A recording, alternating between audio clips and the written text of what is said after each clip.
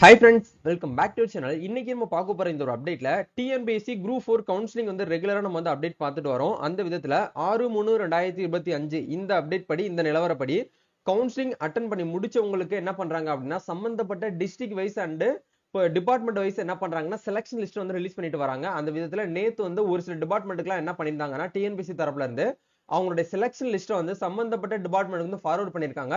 அது எந்த டிபார்ட்மெண்ட்டுக்கு வந்து ஃபார்வர்ட் பண்ணிருக்காங்க, நீங்க நெக்ஸ்ட் வந்து என்ன பண்ணணும், எப்படி வந்து ஆயத்தம் ஆகிறது அப்படிங்கறத பத்தி இந்த வீடியோல வந்து பார்க்க போறோங்க. இந்த வீடியோ வந்து ஸ்கிப் பண்ணாம ஃபுல்லா பாருங்க.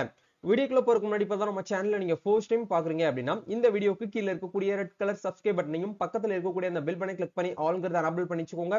நம்ம சேனல்ல இருந்து போஸ்ட் பண்ணக்கூடிய ஒவ்வொரு லேட்டஸ்ட் அப்டேட்ஸும் ஈஸியா நீங்க மிஸ் பண்ணாம பார்த்து தெரிஞ்சுக்க முடியும். சரி, வாங்க இப்ப நம்ம டைரக்டா வீடியோக்குள்ள போகலாம்.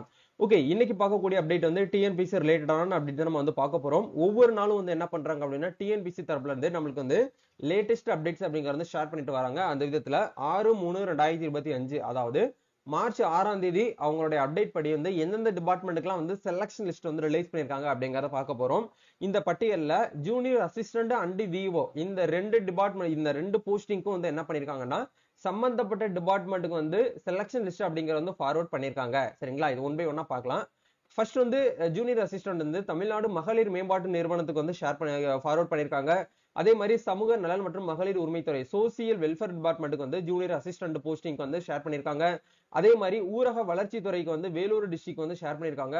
ரெவென்யூ டிபார்ட்மெண்ட் புதுக்கோட்டை டிஸ்ட்ரிக்ட் வந்து ஷேர் பண்ணிருக்காங்க. அதே மாதிரி மாவட்ட முதன்மை நீதிபதி கள்ளக்குறிச்சி மாவட்டத்துக்கு என்ன பண்ணிருக்காங்கன்னா ஷேர் பண்ணிருக்காங்க.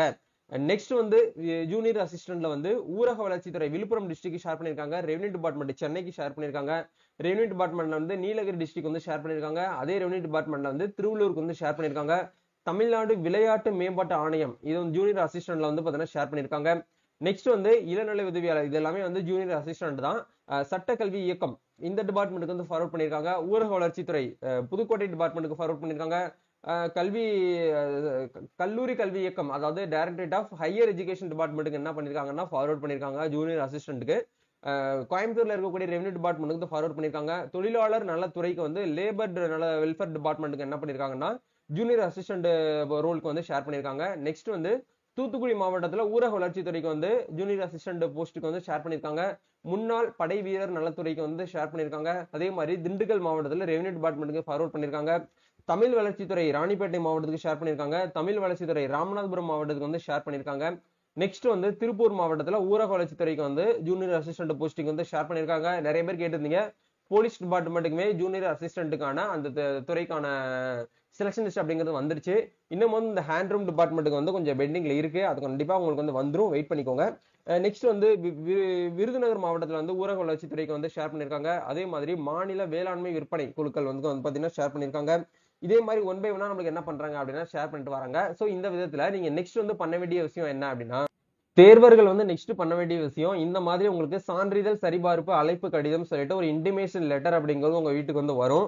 இதுல நிறைய பேர் கேட்கக்கூடிய டவுட்ஸ் என்ன அப்படின்னா, ஒரு சில பேர் வந்து கவுன்சிலிங் வந்து அட்டன் பண்ணும்போது அட்ரஸ் வந்து சேஞ்ச் பண்ணி ரிக்வெஸ்ட் ஃபார்ம்ல வந்து அட்ரஸ் சேஞ்ச் பண்ணி கொடுத்துருப்பீங்க. இந்த அட்ரஸ்க்கு எனக்கு வந்து இன்டிமேஷன் லெட்டர் வந்தா போதும்னு சொல்லிட்டு அந்த அட்ரஸ்க்கு தான் உங்களுக்கு என்ன பண்ணுவாங்க அப்படின்னா வந்து அனுப்பிச்சு வைப்பாங்க. நீங்க ஒன் டைம் ரெஜிஸ்ட்ரேஷன்ல வந்து வேற அட்ரஸ் இருக்கலாம். பட் இப்ப கரண்ட்ல நீங்க வேற அட்ரஸ்ல இருக்கும்போது நீங்க கவுன்சிலிங் சர்டிபிகேட் வெரிஃபிகேஷன் பண்ணும்போது நீங்க அட்ரஸ் வந்து சேஞ்ச் பண்ணிருந்தீங்கன்னா கண்டிப்பா அந்த அட்ரஸ் தான் உங்களுக்கு என்ன பண்ணுவாங்கன்னா அனுப்பிச்சு வைப்பாங்க. அதனால நீங்க அதை பத்தி ஒரி பண்ணிக்கிற வேண்டாம். ஏன்னா டிஎன்பிசி வந்து என்ன பண்ணுவாங்க அப்படின்னா, நீங்க உங்க கிட்ட இருக்கக்கூடிய ஃபைல் அப்படியே என்ன பண்ணுவாங்கன்னா டோட்டலா வந்து சம்பந்தப்பட்ட ஹையரிங் அத்தாரிட்டிக்கு வந்து ஃபார்வர்ட் பண்ணுவாங்க. அவங்க அந்த சம்பந்தப்பட்ட டிஸ்ட்ரிக்ட்ல இருந்து தான் உங்களுக்கு என்ன பண்ணுவாங்க வீட்டுக்கு வந்து அனுப்பிச்சு வைப்பாங்க.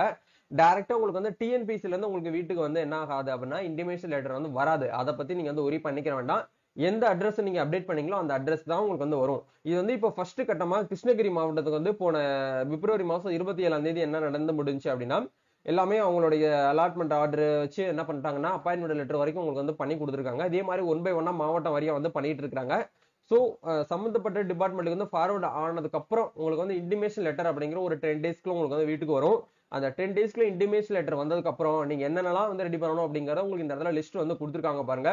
கல்வி சான்றிதழ்கள் அப்படிங்கிற இடத்துல வந்து சான்றிதழ்கள் அப்படிங்கிற பட்சத்துல 10th இருந்து நீங்க ஃபைனலா என்ன முடிச்சிருக்கீங்களோ அது வரைக்கும் இருக்கக்கூடிய அசல், மாற்று சான்றிதழ், ஜாதி சான்றிதழ் அப்படிங்கிறது ஃபாதர் நேம்ல தான் வந்து இருக்கணும். மேரேஜ் ஆனவங்க கண்டிப்பா வந்து ஹஸ்பண்ட் நேம்ல வந்து இருக்கக்கூடாது. உங்க பேர் போட்டு பக்கத்துல ஃபாதர் நேம் இருக்கிற மாதிரியான கம்யூனிட்டி சர்டிஃபிகேட் மட்டும் தான் அப்செட் பண்ணுவாங்க. மாற்றுத்திறனாளிகள் இருக்கக்கூடிய பட்சத்துல அதுக்குண்டான யுஐடிஐ கார்டு வந்து வேணும். வேலை வாய்ப்பிற்கான பதிவு அட்டை கண்டிப்பா இதை நீங்க வந்து வாங்கியிருக்கணும். இது இல்ல அப்படின்னா இப்பவே நீங்க என்ன பண்ணிக்கோங்கன்னா ரெடி பண்ணிக்கோங்க. ஏன்னா நிறைய பேர் வந்து புதுசா வந்து வரைக்கும் நாங்க பண்ணல ப்ரோ, நாங்க ஏற்கனவே ரினூவல் பண்ணாம வச்சிருக்கோம், நான் லேப்ஸ்ட் ஆயிடுச்சு அப்படின்னு நினைக்கக்கூடியவங்க எங்களை டிஎம் பண்ணுங்க. எங்க சைட்ல இருந்து லேப்ஸ்ட் ஆன கார்டு கூட நாங்க வந்து ரினூவல் பண்ணி கொடுத்துட்டு இருக்கோம். உங்களுக்கு தேவைப்பட்டுச்சுன்னா டிஎம் பண்ணுங்க, இன்ஸ்டால் வந்து சரிங்களா. வேலை வாய்ப்பிற்கான பதிவட்டை, ஏன்னா வேலை வாய்ப்புக்கான பதிவட்டை அப்படிங்கிறது வந்து அன்எம்ப்ளாயா இருக்கக்கூடியவங்க மட்டும்தான் வந்து வேலை வாய்ப்புல வந்து பதிவு பண்ணிட்டு வருவாங்க, ரினூவல் பண்ணிட்டு வருவாங்க. உங்களுக்கு வந்து டிஎன்பிஎஸ்சி மூலயமா கவர்மெண்ட் ஜாப் வந்து உங்களுக்கு வந்து கிடைச்சிருச்சு. அப்ப டிஎன்பிஎஸ்சில ஜாப் கிடைச்சனால உங்களுடைய வேலை வாய்ப்பு அந்த அட்டையை வச்சு என்ன பண்ணுவாங்கன்னா அதுல ரிஜிஸ்ட்ரேஷன் நம்பர் இருக்கும். அந்த நம்பரை அவங்க குறிச்சு என்ன பண்ணுவாங்கன்னா எம்ப்ளாய்மெண்ட் ஆஃபீஸ்க்கு வந்து ஃபார்வர்ட் பண்ணுவாங்க. இந்த பையனுக்கு வந்து வேலை கிடைச்சிருச்சு, இவங்க வந்து ஒரு அன்எம்ப்ளாய்டு வந்து கிடையாது, இவங்க வந்து ஒரு எம்ப்ளாயி அப்படின்னு சொல்லிட்டு என்ன பண்ணும், எம்ப்ளாயர் அப்படின்னு சொல்லிட்டு ஒரு பதிவு பண்றதுக்காக தான் வந்து உங்ககிட்ட வேலை வாய்ப்புக்கான அந்த பதிவு அட்டை வந்து கேட்கறாங்க. கண்டிப்பா இதை நீங்க வந்து இப்பவே ரெடி பண்ணி வச்சுக்கோங்க. அதே மாதிரி பிசிக்கல் ஃபிட்னஸ் சர்டிபிகேட் அப்படிங்கிறது கண்டிப்பா வந்து உங்ககிட்ட வந்து வேணும். அதையுமே வந்து கவர்மெண்ட் ஆஃபீஸ் டாக்டர் கிட்ட வந்து வாங்கிக்கோங்க. தமிழ் வழியில படிச்சிருக்கீங்க அப்படின்னா கண்டிப்பா வந்து பிஹெச்டி சர்டிபிகேட் ஒன்று ஆன்லைன்ல அப்ளை பண்ணிருக்கணும், அப்படி இல்லைன்னா ஆஃப்லைன்ல அப்ளை பண்ணிருக்கக்கூடிய சர்டிபிகேட் வேணும். இதர அசல் சான்றிதழ்கள் அப்படிங்கறது வந்து என்ன கேட்பாங்க அப்படின்னா typist, steno typist, COA certificate வச்சிருந்தீங்கன்னா அந்த சர்டிபிகேட், இதெல்லாம் வந்து இதர சர்டிபிகேட்னு சொல்லிட்டு சொல்றாங்க. அதை கண்டிப்பா வச்சிருக்கணும். இருந்துச்சு அப்படின்னா வச்சுங்க, இல்லைன்னா கம்பல்சரி வந்து கிடையாது. ஏற்கனவே நீங்க வந்து ஒரு இடத்துல ஒர்க் பண்ணிட்டு இருக்கீங்க அப்படின்னா என்ஓசி, அதாவது வந்து தடையின்மை சான்றிதழ் அப்படின்னு சொல்லிட்டு கண்டிப்பா அதை நீங்க வாங்கணும். நன்னடத்தை சான்று அப்படிங்கறதுல கண்டக்ட் சர்டிபிகேட் அப்படிங்கறது நீங்க வந்து வாங்கணும். உங்களுடைய பாஸ்போர்ட் சைஸ் போட்டோ வந்து 2 வேணும். மேல இருக்கக்கூடிய அனைத்துமே வந்து ஒரு 2 செட் ஜெராக்ஸ் அப்படிங்கறத நீங்க வந்து ரெடி பண்ணி வச்சிருக்கணும். இந்த மாதிரி உங்களுக்கு என்ன பண்ணுவாங்க அப்படின்னா உங்க டிஸ்ட்ரிக்ட்ல இருக்கக்கூடிய கலெக்டரேட்ல வந்து போஸ்டா வந்து ஒட்டி வச்சிருப்பாங்க. அதே மாதிரி உங்க வீட்டுக்குமே வந்து இன்டிமேஷன் லெட்டர் அப்படிங்கிறது கண்டிப்பா வந்து வரும் சரிங்களா. சோ அது வரைக்கும் கொஞ்சம் வெயிட் பண்ணிக்கோங்க. இன்டிமேஷன் லெட்டர் வந்து வர்றதுக்கு முன்னாடியே நீங்க உங்க நியர்பைல தான் கலெக்டரேட் இருக்கு அப்படின்னா நீங்க நேரடியா போயிட்டு கூட ஒன்ஸ் வந்து பாத்தீங்கன்னா போயிட்டு அனலைஸ் பண்ணி நெக்ஸ்ட் என்ன பண்ணணும் ஏது பண்ணணும் அப்படிங்கிற நீங்க விசாரிச்சு அது போல நீங்க என்ன பண்ணுங்க அப்படின்னா ஃபார்வர்ட் பண்ணிக்கோங்க. இதுதான் வந்து இப்போதைக்கு வந்திருக்கக்கூடிய அப்டேட். சோ கண்டிப்பா இந்த ஒரு வீடியோ உங்களுக்கு ரொம்பவே ஹெல்ப்ஃபுல்லா இருக்கும்னு நினைக்கிறேன். இந்த வீடியோ பிடிச்சிருக்கனால லைக் பண்ணுங்க, ஷேர் பண்ணுங்க, கமெண்ட் பண்ணுங்க. நெக்ஸ்ட் அப்டேட்ல மீட் பண்ணுவோம். தேங்க்யூ.